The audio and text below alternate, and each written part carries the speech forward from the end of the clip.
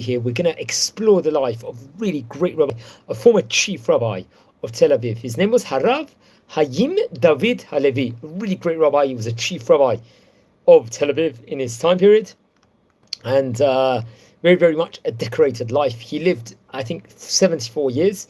He was born actually on the 24th of January in the year 1924. He passed away on the 10th of March 1998, 70 age. I believe the date of his passing, the Hilula, was Yud Bet Adar. So I think we didn't actually cover a video about the great Chacham in the past, so I thought it's definitely an opportune time to speak about him. He was great posek. He was a great rabbi with huge amount of understanding. He was philosophical also. He was a Rishon Litzion, a Sephardi one, I believe, of Tel Aviv. And yeah, he was very famous in of his time. Got various different prizes. Let's just say he was actually a Sephardi chief rabbi, I think, at one stage of time in office, if I'm not mistaken, and had various different important positions. Let's explore a few of the highlights of the famous rabbi's life. Now, first of all, let's just say he was actually born in Jerusalem. He would study under Rav Ben Zion Me'achai Uziel, who was a great rabbi of his time, at the famous Porat Yosef, and was appointed Sephardi chief rabbi of Israel. Actually hired Rabbi Halevy as his personal secretary. And Rabbi Halevy had served in the Israeli Defense Forces, especially during the 1948 Israel Arab War. That's something that we've spoken about, I think, on various occasions before here inside this series. So always important to bring it up again. So much we can say within regards to him over here. So he was actually, I think, appointed chief rabbi, Rishon LeZion, in 1951. If I'm not mistaken. And in 1964, he became a member of Israel's Chief Rabbinic Council, and he became the chief rabbi, I think, of Tel Aviv in 1973. He would actually take over Rav Ovadia Yosef at that stage in time. Okay, let's explore a bit more with regards to him. I think, born obviously in Jerusalem. He was actually, if I'm not mistaken, he was about 16 years old, and at that specific point in time. Okay, so just to carry on with regards to him, I'll say what it says just from the beginning over here. עלה עם משפחתו מהעיר בורסה שבטורקיה לארץ ישראל כשהיה בגיל 16. אמו ויקטוריה לבית קרקו הייתה גם היא בת למשפחה שעלתה מטורקיה. I think happens to come from a Turkish family. בילדותו למד אצל הרב עזרא הודיה. So he would actually learn while he was younger on the auspices a famous posek, a darshan of halacha. He was a rabbi actually of Bet Shemesh, where I'm recording this from. He was a head of Jewish court in Haifa, a Rosh Yeshiva, Yeshivat Eliyahu, I think, in the city, and also of a shut called the Nachalat Ezra Hadaya. He was a rabbi also of various different books, let's just say, in of itself, and had a close connection with many of the famous rabbis. He himself, I think, passed away in the year 1980. He was about 70 years of age, so he was learning very closely with him. Okay, so בילדותו למד אצל הרב עזרא הודיה בתלמוד תורה אורח חיים. מגיל 9 החל ללמוד בישיבת פורת יוסף. I think when he was even young, he would start learning in the bastion of the Sephardic yeshivot called פורת יוסף עד אמצע שנות ה-20 לחייו, until that specific point in time. והוא הוסמך לרבנות ולדיינות על ידי ראש ישיבה הרב עזרא עטיה. So it would be Rabbi Ezra Atiyah would ordain him to the rabbinate, and he would receive a rabbinic qualification. So V'nasi Hayeshiva Harishon LeZion Harav Ben Zion Me'achai Uziel. I think Rav Uziel would also give him a rabbinic ordination. B'yeshivat Porat Yosef שירי מתיחות בין הנהלת ישיבה ובין הרב עוזיאל. בעוד זה האחרון משך גם לכיוון של הציונות הדתית ולמדי מחשבת ישראל.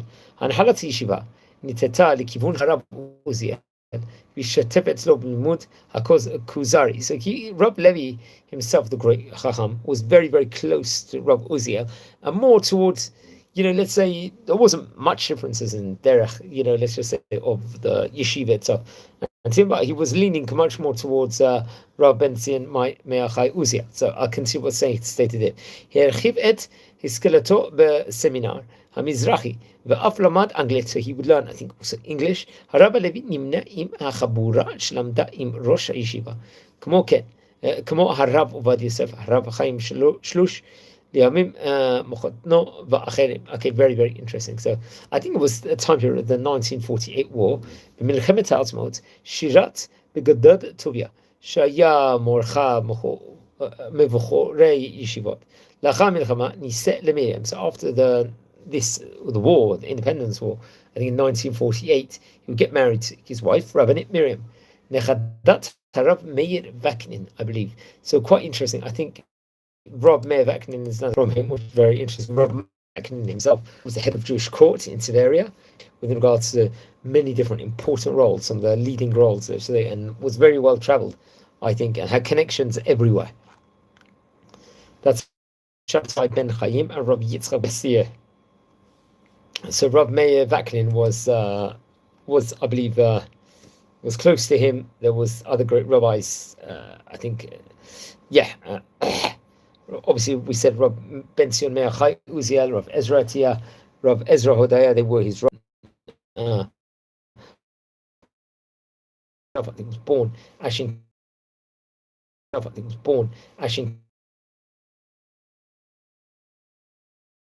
students, just to give an so he had connection with Rav Meir Vaknin. So Miyad lacha nisuo nivcha liot Rav Shchonat Mei Niftoach. So he become in this village, I think, Hakva Livda. He'll become he will become a rabbi in Romania, in Jerusalem, and will take on various different important. His name was very well mentioned, and he was obviously close to Harav Uziel also.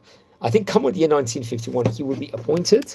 I think Nivcha Liot Rav Ha'idah HaSfardit Be'ir Rosh Rishon LeZion. It's very interesting. He'll become, I think, part of the Sephardic committee, or the head of it, in the city of Rishon LeZion. Interesting, we mentioned that yesterday. I happened to have been invited to a wedding in Rishon LeZion, and so I was there in the city yesterday evening. So Harab Levi Hirba Latet Shiurei Torah LeBaalei Habatim. So give over to various different balabatim. Shekila of the congregation, Shurim Asher Hayu Basis Lisifro, Makor Chaim Hashlem, would actually be based on his work, called the Makor Chaim Hashlem. Hakarach Rishon Shel Sefer Zeh, Asher Rav Halevi, Cheshivot Legalot, Kotel Shel Yitzirato. Yitzela came out, actually, his first section, Taf Shin Chaf Zayin, Yichtov Shel Sefer Ahya Besagnuno, Bishiluv Divrei Halacha Va'agada. So it will actually feature, let's say, Halacha and also Agada, V'kiputz Hilchotehen. Oman he again, Shela Idut. I think come out the year 1955, Shahak Shana Baratabrit. The Gies Ketzavim Lam Mostot Rabbi Meir Ba'al Hanes.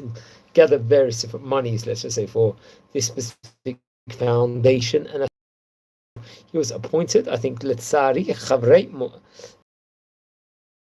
Chamishit B'Kihen Moatzot Rabnot Ad Pitirato. So we'll take on another very important role at that stage in time. So come with the year Tafshin Lamed Gimel, he'll be appointed, I think, the Harav Rashi V'Rosh Avot Batei Hadin Shlei Tel Aviv Yafo. So in Tel Aviv Yafo, he's going to make his mark and become a chief, head of the city in itself. In 1974, he shlim et hachelek acharon shemokor chaim hashalem. He'll actually complete, I think, the book of that. V'shnach lachamahen otzi leot liokut mitoch sefer zeh hanikra kitzur shulchan aruch mokor chaim. So a year later, he will have much more collective book of a code of Jewish law. Likut zeh hitkabel ma'arechet chinuch malachtit datit. So I think the schooling system itself, especially the Dati schools, would actually use it, possibly part of its syllabus. Now I think in 1933, Hitmoded Al Misarat Harav Rashid Yisrael Achev Sid Lerav Eliyahu Bakshi Daron. Okay, so that's very interesting. Kibel et Pras Yisrael, he would receive various prizes from, I think, the Israeli government, from the Sforot Toraniot, I think in 1997, 1982. Further accolade, I think he would be honored to win the present of Harab Toledano, the Sifrot Toranit, Al Shut Aseh Lecha Rav. So on that specific Sheila Teshuva question answers. Now 1984 would see him receive, I think, a present, the Pras Harav Cook, the Sifrot Toranit. Once again, it will be from that specific organization. Meta'am Iriyat Tel Aviv Yafo Zacha Letoa. I think it was Dr. Lishem Kavod from University at Bar Ilan. So very interesting. He himself passed away, I think, on the 12th of Adar. Obviously, naturally, that's the 10th of Pesach 1998. So about nearly half a year away from his Hilula, if I'm not mistaken. So 10th of March, that was in Adar. Halevy came up with Tel Aviv, Ubishivat Porat Yosef. Shams Sefed Lo Gam Harab Ovadia Yosef. Rabbi Ovadia Yosef, the great chief rabbi of Israel, would give him also a hesed on the day of his Levaya. Nivchal Ledmot, Hamofet Shelach Noch Mamlachti Dati, Leshnat 2015. Nikra al Shemo Rachov B'Shchunat Piskat Zev, a road to be named after him in Piskat Zev, I think 2015, in Jerusalem. And I think there's a street also in Rishon LeZion named after him. 2024, Hudfusu Sifrei Shut Aselecha Rav V'Shut Mayim Chayim B'Mahadora Chadasha Al Yedei Machon Har Abracha. Very interesting. So he's a famous author also, and really maximizing, let's just take his time in of itself. So we spoke about a great rabbi today, Rabbi Haim David Halevy, who was chief rabbi of Tel Aviv. He passed away in 1998, so we're talking about 27.5 years ago or something. He passed away, so very interesting. Let's say he was very well known for his clear-headed approach to halacha, particularly regarding the Jewish state. Unquestionably, he was obviously tied to Sephardic minhagim and halacha, but it would also include Ashkenazic halachic positions and customs in his book and response. That we have to point out also. And Rabbi Levi is said to be the first rabbi to issue a halachic prohibition on smoking.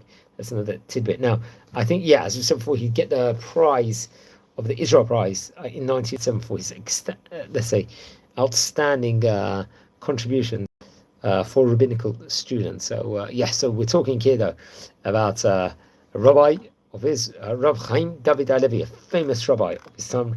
He wrote various different published works. Among them, the Mokor Chayim HaShalem, which we spoke about before, is a 5-volume account of Jewish law and practice with reasons in easy language. Another one of his books, Kitza Shulchan Aruch Mekor Hayim, a 1-volume digest of the above code, given practical conclusions only. Then another book, Aseh Lecha Harab, a collection of responsa. That's another one. Devar HaMishpat, a commentary on Maimonides Hilchot Sanhedrin. Another teaching he would give. Torah Chaim, 3 volumes of essays about the weekly Parshat Shavua, as I say, and the Jewish holidays, Mayim Chaim, responsa.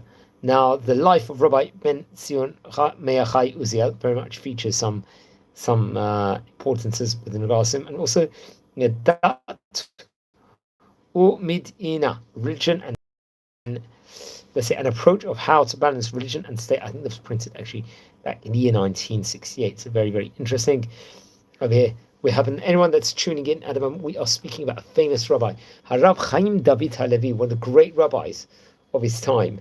And we'll say a few more words with regards to him. And it's not the first chief rabbi we're speaking about. Remember, Rabbi Ovadia Yosef was a chief rabbi before him, which is another very interesting tidbit for all you people. So I believe that happens. So he had this religious vision, let's just say, in itself, and there's a lot actually written within regards to him, especially on the internet, especially on the Yeshivat Hara Bracha, the right things, also in Jewish ideas. A very informative article from Rav Chaim Angel over there would actually relate over with him. And Rabbi Halevi, just to go back, Uziel as exemplary rabbi who combined intellect, knowledge, leadership, moral structure, commitment to his people, love and compassion. And throughout his life, Rabbi Halevy maintained that Rabbi Uziel modeled the ideal religious position of the school of Hillel, as he combined halachic expertise with a very deep sensitivity to the human predicament. And Rabbi Halevy was espoused by Rabbi Abraham Isaac Cook's diagnosis of contemporary Jewish society. Many spiritual ills derive from the article. So I think from it's just actually it's a Lecha Harav over here that's quoted here on Jewish Ideas website. So it talks about his introduction to the Makor Chaim HaShalem, to bring halacha and agada together to Jewish life with a proper. In his extensive writings, Rabbi Halevy also drew heavily from Kabbalah, and I believe stressed that human intellect will have its limitations. I think acceptance of the halakhic system means commitment to eternal principles that touch to every time. Let's say Rabbi Halevy taught that rabbis need to have general worthy knowledge and to be in touch with reality to apply Torah properly. Now, Rabbi Halevy was fairly conservative within regards to classical sources and differentiated, let's say, to his predecessors at the time. He emphasized that inherent flexibility in halacha, since there are many opinions within the boundaries of halachic disclosure. He was, I think, also valued science. I think Rabbi Halevy addressed a wide range of issues pertaining to interface between science and halacha. For example, we'll give the example that Rav Angel actually says here. There's a halachic principle to praise God for natural wonders, such as thunder, lightning, and rainbows. The Talmud codifies blessings for each of this phenomena. That's what I have to point out. So there is more within regards to him. And much is spoken related. I think we mentioned him, if I'm not mistaken, on various occasions before. But he really loved the neighbors, Rabbi Haim David Halevy. This actually says over here that this classical stories say that the commandment of love your neighbor like yourself, obviously we learn in Pasha Kedoshim 19, number 18, applies exclusively to a neighbor in mitzvah observance, which is very interesting. According to these sources, one should hate, let's say, violators of the commandments, adapting the view of a number of halachic dictators beginning in the 19th century. Now, it's actually interesting. Rabbi Halevy rejected the application of that principle to modern times. Nowadays, many Jews, unfortunately, might violate the Torah and are generally not willful transgressors in the classical sense, let's just say. So Rabbi Halevy maintained that observant Jews should be strong in their commitments, but should not show disdain to less observant Jews, nor impose coercive measures to force them to be more observant, for example. He said that it's got to be done in a relaxed, in a good Torah lifestyle in itself. And so he would, in regards to the role of women, for example, in his ruling, prohibiting the teaching of oral law to women, Rambam, I think, stated that a majority of women were incapable of understanding concepts involved. So very interesting. He's stating that studying Torah will receive reward, and the sages commanded that one should not teach his daughter Torah, because most women cannot concentrate their attention on study, and thus therefore transform the words of Torah into idle matters because of their lack of understanding. And the sages obviously will teach that anyone who teaches his daughter Torah teaches her, let's say, the word ideal things. This statement is in regards obviously to the oral law, Torah Sheba'al Peh, but the written law, Torah Shebichtav, initially one should not teach one's daughter. However, if one teaches her, it is not considered, let's say, as if she was taught ideal things. So very, very interesting. So we will try and speak about this in due course again at one stage soon. And it's a very informative article, once again, from the Jewish Ideas website. So he was a very great rabbi of his time, Rabbi Haim David Halevy. Very, very great rabbi. You can see the caliber of the rabbis that were in that specific era of time. Obviously, so there was a rich heritage, but no, unfortunately, very interesting. So Rabbi David Halevy, I think, was, if I'm not mistaken, connected to him. That's something we'll have to point out over here.